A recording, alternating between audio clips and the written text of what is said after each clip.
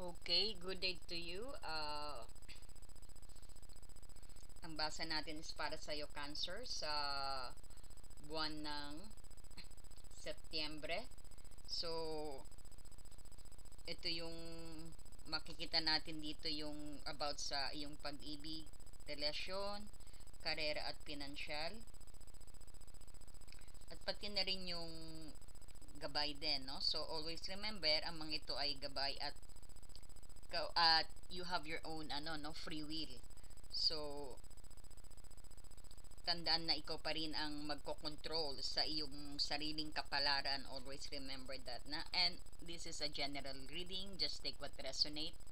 So, welcome po ang mga Cancer at welcome din po ang mga cross-watcher. Ayan. So, kung hindi nyo pa po napapanood ang Cancer Agosto, andyan pa rin po ang ating video. Okay, so we'll begin. This is for Cancer.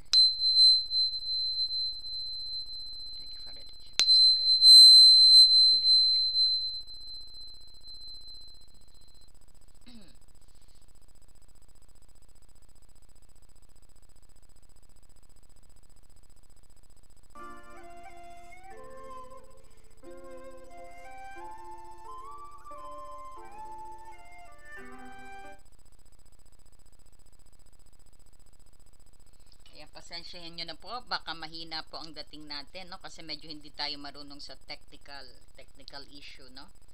Kasi yan ang laging nako-comment, ang hina raw. Ayan, so sana pilitin ko pong lakasan, no? So, ito may apat tayong deck dito, no? So, titingin tayo ng iyong time frame muna. Okay, thank you Father, thank you Jesus. Para po kay Cancer,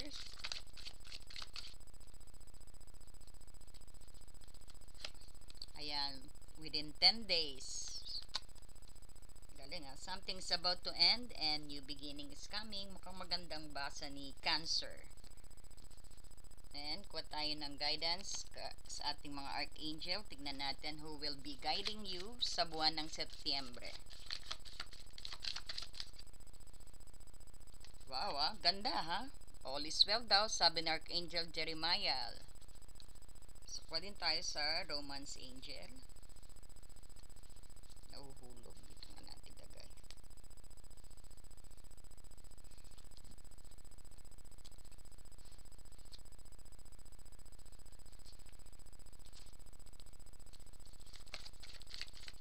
Para po kay Cancer, Spirit Guides, sa kanyang pag-ibig. Advice sa kanyang pag-ibig.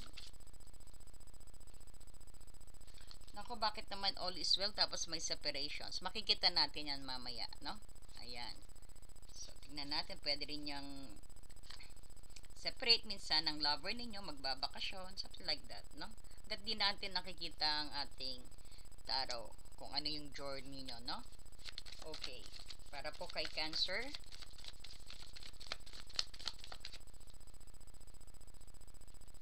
wow maganda, 10 of Pentacles. Kaya siguro ano lang, lumayo lang para magtrabaho kasi nakita natin, no, daing pera.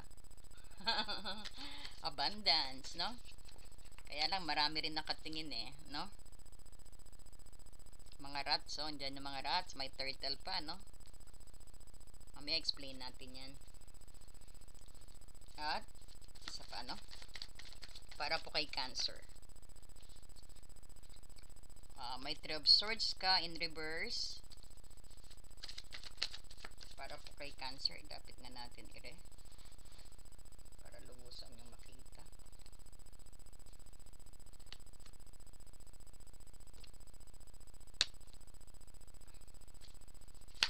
Para po kay Cancer, Spirit. Ayan. Chariot in reverse. Ito, dito yung card mo. Bakit naka-reverse ka na? No? Naka-reverse si Cancer. So, expected mo rito, no? Dito si Archangel Jeremiah, no? Sabi niya, huwag kang mag-alala, everything is alright, no? Sinisiguro niya yan sa'yo. So, when it comes sa pag-ibig mo, no?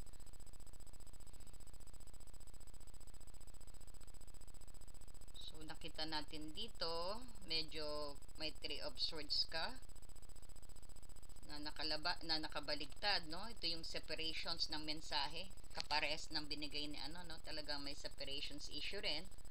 Sa Setyembre, pwede rin ito yung nagbibigay ng pahiwatig sa'yo na may issue kang dapat harapin sa Setyembre para hindi matuloy yan separations na yan. Maaari ring meron kang matinding sakit, o sabihin natin hanggang sabihin mo kung kagagaling mo lang din sa separations, hanggang ngayon fresh pa sa'yo, no? So since na ang reverse din siya, kumbaga ito rin yung sinasabi na yung proseso ng healing process mo, no? Na maaring it's about time na patawarin mo na, or patawarin mo ng sarili mo rito, no? Kundi parang kumbaga acceptance and let go, parang ganun na ang sabi sa'yo, no? Pero ngayon nakikita natin talaga may heartache ka dito, no? Kasi nga some of you may be separated, or some of you nasa bingit na ng paghiwalay, no? Kumbaga ito yung sa Setyembre na it's about time to let go, or sabihin natin ang process ng healing mo is on the way na rin, no? So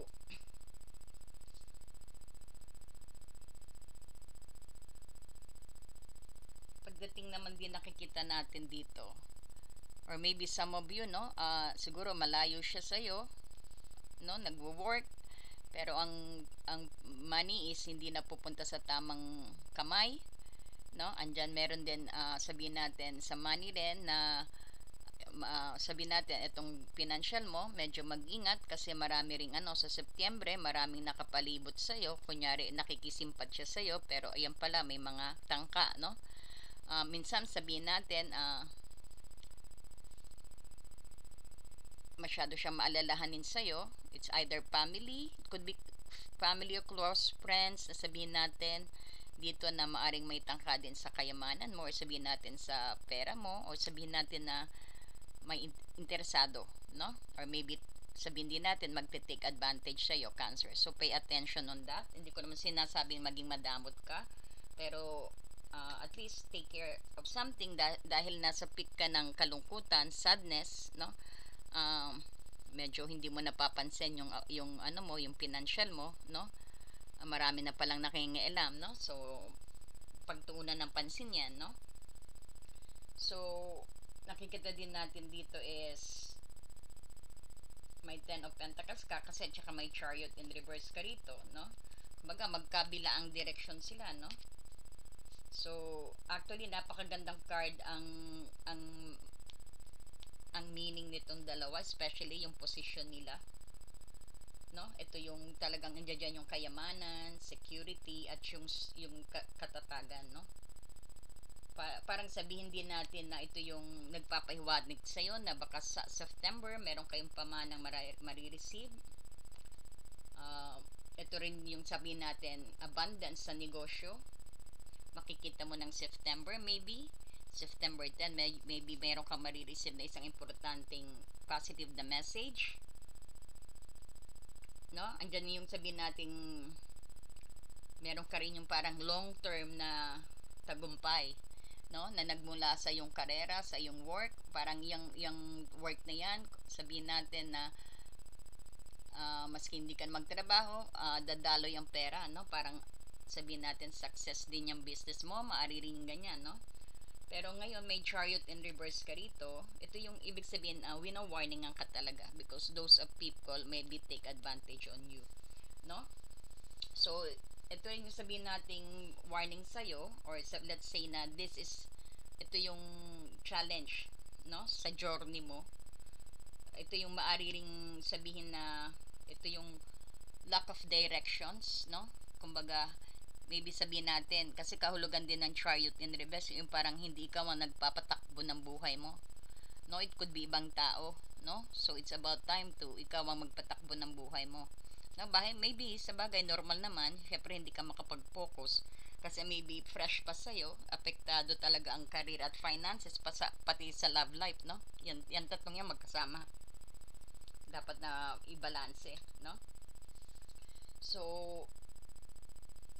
ito rin sabihin natin na nagiging sanhi ng paghinto o pagkaantala rin ng mga project at plan mo. So posible rin na merong mga hadlang, no, sa mga nagpapahirap sa yung nagpapahirap sa growth mo, nagiging blockage, no. So it's, as I said, no, balansehin ang energy ng card na tong dalawa, no, itong card na to. At pwede mo na rin siguro i-set aside to, no, kasi medyo siguro matagal-tagal na kayong hiwalay. I-set aside mo na kasi yan din ang parang sinasabi, malapit ka nang gumaling, no.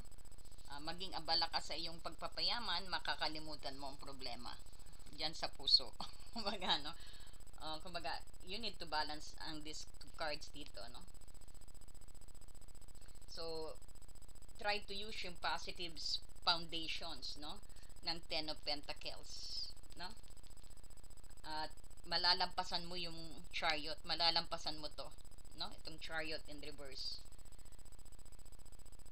Kumbaga, magplano ng maigi at saka manatiling nakatuon ka, no, at huwag hayaang mawalan ka ng focus, no, kasi maybe some of you galing separations, talagang normal naman na medyo hindi makatuon ng ano, no, pero it's about time na parang i-let go mo na yan, accept, no, kagaya nga ng sinasabi, all is well, sabing ganun ni Archangel Jeremiah, okay na, sabing ganun, kaya mo na, no, sabing ganun, o mag-focus ka na sa job mo, sa kayamanan mo, kasi marami nang mata doon, marami nang nakikialam na, no, kumbaga ginigising ka rin, no, pagtuunan mo na ng pansin, o gusto mo mangyari itong itong Chariot in reverse, no, madidelay ang income mo, abundance mo, masisira ang mga plano mo, ang mga project mo, paano yung mga investor mo, no, kumbaga mas kailangan ng pansin itong ano, no, itong sabi mo, baka mamaya may pamana ka na, nakakaligtan mo, hindi ka umattend ng mga hearing, no, some of you, mga ganyan ng ano nakikita natin sa Setyembre.